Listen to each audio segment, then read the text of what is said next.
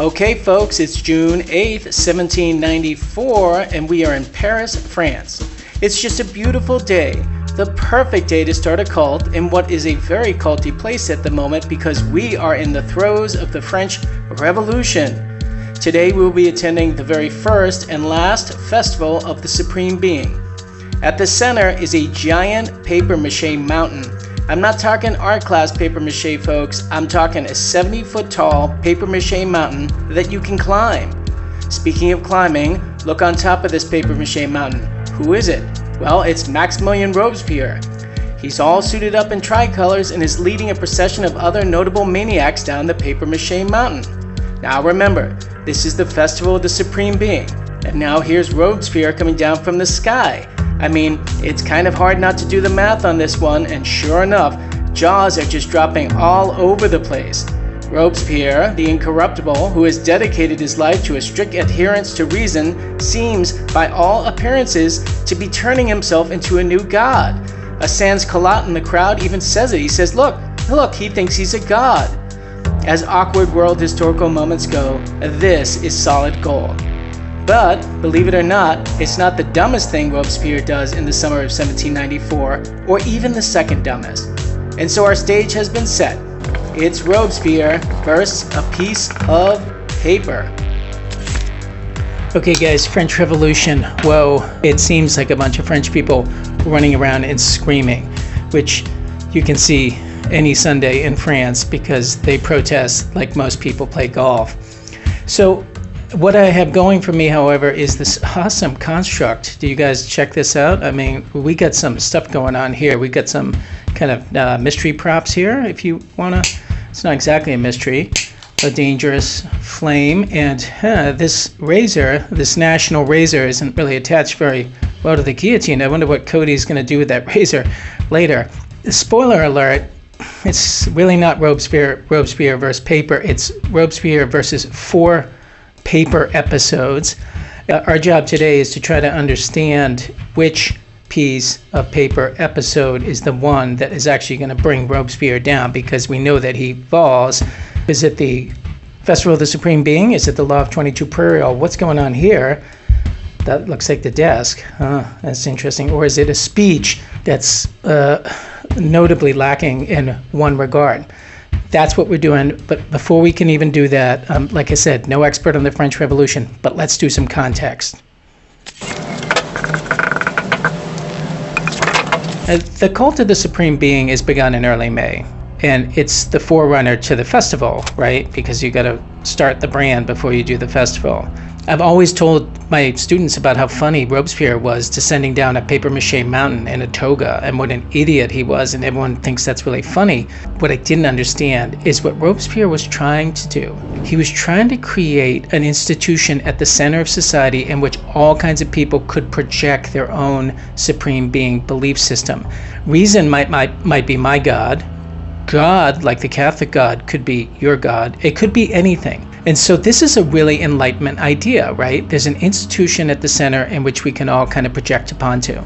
And Robespierre, in this case, is trying to calm the revolution down, because the real radicals want to get rid of all belief systems, all of it.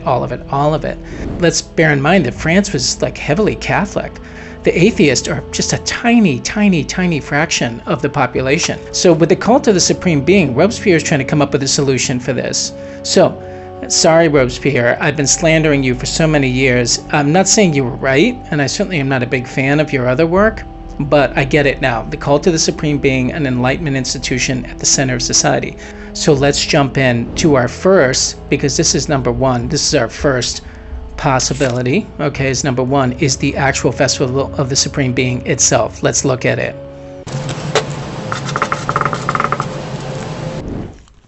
Okay, the actual festival itself, the Festival of the Supreme Being.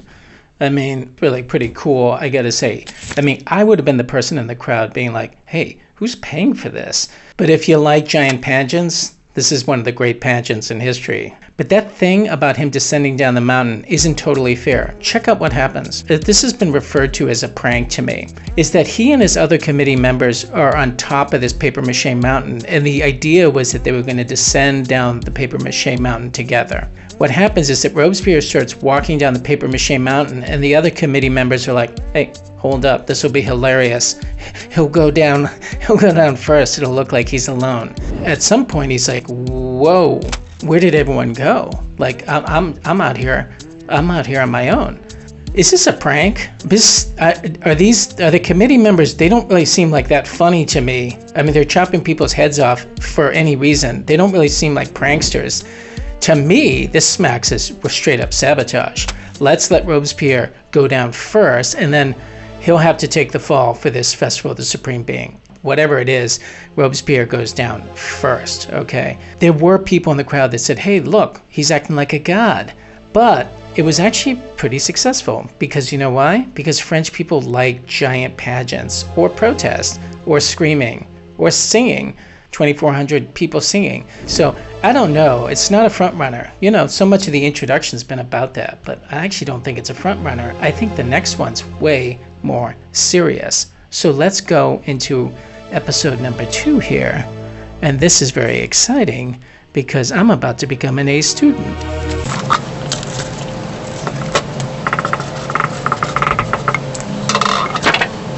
Okay, yes, my friends, it's finally time for me to become an overachiever. I don't know if I've been a non-achiever, a side achiever, a wanderer, a juggler, and a thief my whole life. What do overachievers do? They take documents like this in their history reports, and they take flames like this, and they make it look old-fashioned by lighting it on fire. And I'm going to do that. Okay. Yeah, I'm liking it. It smells kind of bad, but whatever. Some laminate on this. Oh man, I am liking overachieving a whole bunch here. When people burn stuff and then put it on their reports, that's an extra 10 points. What is the Law of 22 Prairial? The Law of 22 Prairial is passed just days after the Festival of the Supreme Being, and it's the Law of the Great Terror. It is considered by many historians to be the foundational document of totalitarianism. Now, there is a real problem. There's just too many people in prisons.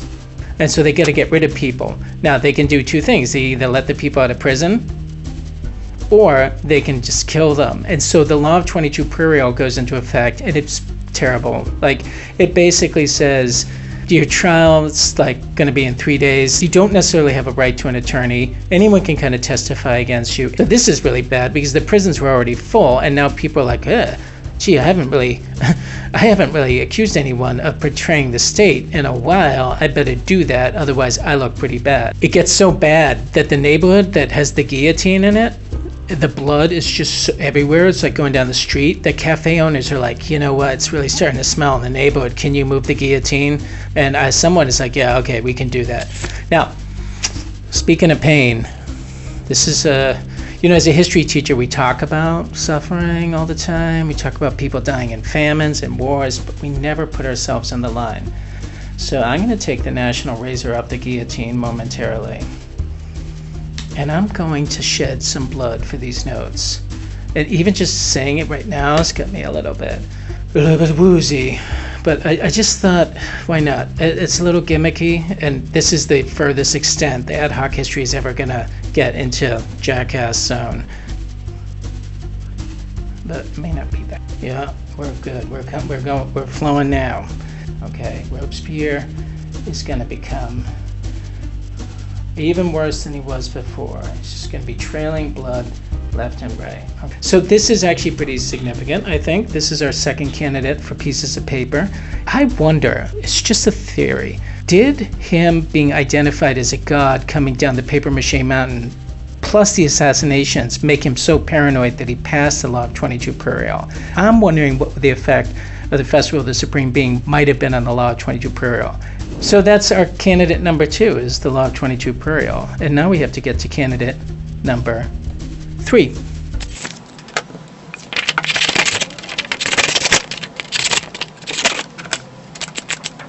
Okay, so we've reached our true mystery, right? Which is number 3, which we can see right through to the desk. Oh, by the way, in case you were wondering, I'm fine. It was touch and go there for a minute, but I'm fine.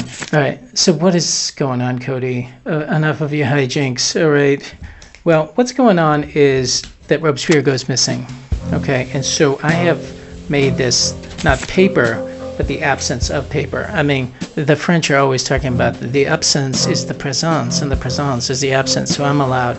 So what this actually represents is when Robespierre goes missing, because he actually goes missing for a couple of weeks. Now, there's probably some good reasons for him not to show up.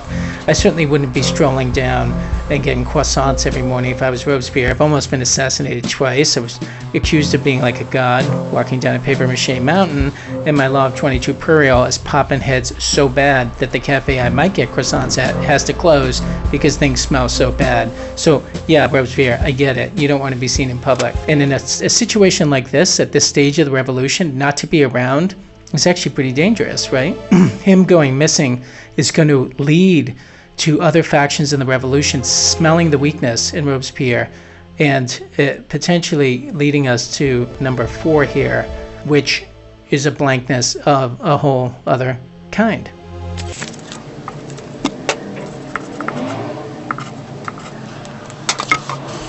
When Robespierre finally reemerges, it's on 8 Thermidor.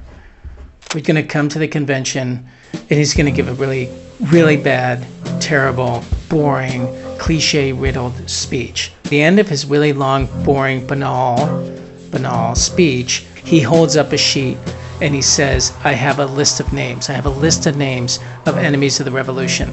And we're going to deal with the enemies of the revolution. And unlike other times, people in the audience are like, oh, really? Who's on the list? Because guess what? People are so freaked out, paranoid right now, that if you raise a list and say, I have people who betrayed the revolution on this piece of paper, guess what? Everyone's going to be like, is he talking about me? I think he might be talking about me. Do you think? And Robespierre is like, well, I don't have to tell you who's on my list. And they're like, oh yeah, you do have to tell us.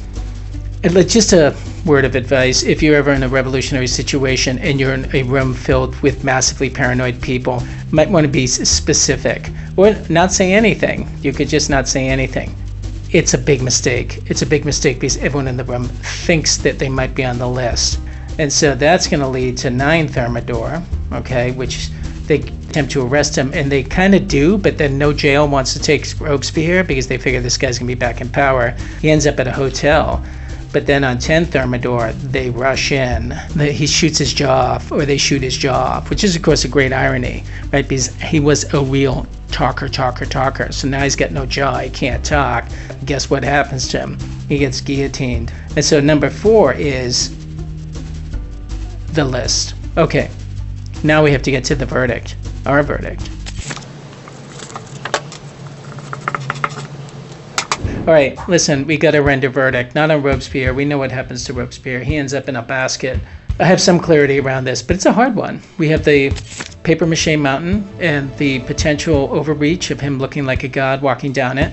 The Law of 22 Prairial creates a level of paranoia going to be significant, right? It's going to get everyone really worked up. We have Robespierre going and hiding or going missing for quite a couple of weeks here, allowing factions to form. And then lastly, we have him giving a speech with a list that's not specified that leads to a ton of paranoia. We have our sticker. Wow. Where's it going to go? Oh, it's so exciting. I'm excited. Even though I know where it's going to go. Where is it going to go? Oh my God. Are you serious? I'm going to argue that it's him going missing. That's the most significant thing that leads to Robespierre's downfall. It creates weakness. You know, the Law of 22 Prairial, Stalin went on a terror that lasted way longer. Doing a list with a bunch of names that aren't clear is bad. I think that's my runner-up. I don't actually think the Festival of the Supreme Being was that damaging to Robespierre. I think the French actually liked it, but I think Robespierre going missing is the biggest issue in all of these. So, you can tell me what you think. I really do want to hear what you think. Now, let's reassemble some stuff here, because remember, these notes are for sale. So let's put the little National Razor back on the guillotine. All right, and we're going to disassemble this a little bit, get ready to ship on eBay. And good, yeah. And oh my God, did you see what just happened? The wow sticker can't stay on the thing. So what does that mean? Does that mean that we don't have a winner anymore? Absence through presence, my friend. Absence through presence. Presence through absence. Oh, and you know what else? I see that you're packing up to leave. You always do that. You're the first person to pack up to leave, and then everyone else puts their backpacks together. But you have homework. Okay, homework. If you haven't done this already, boy, underachiever. Okay, subscribe to the channel. That in. You can put up your own notes. Now, I am not advising anyone to cut themselves to do these notes or set fire to anything, okay? So I don't want to hear from your parents. But if you are old enough to constrain yourself, ad hoc, let's say Robespierre, and you can post your own version of these notes. Keep it, don't be an idiot, okay, about that. Like, we're just trying to have fun here. We're not trying to get hurt. You can follow me on TikTok, and we have homework, okay? It makes us look like real educators. And what is the homework? You get to see it first. Boom. It is, oh, you figure it out. I love that homework. Yeah, you figure it out. And we'll see you next time here on Ad Hoc Histories. Bye-bye.